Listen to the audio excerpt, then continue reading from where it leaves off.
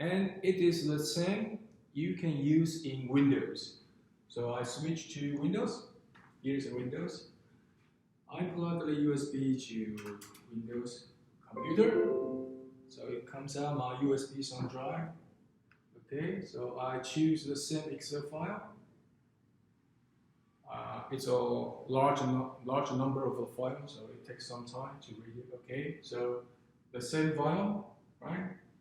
I can do exactly the same thing to zoom in the numbers. So this is how I can zoom in, right? I can also use the pen. I will show you, but I can show you one more thing. For instance, I want to change the thing here. I double click here.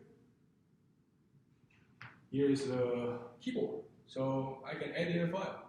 Right? I delete the file right now, and I can put whatever the name I want to add. So you can edit the Excel file on the touch screen as well.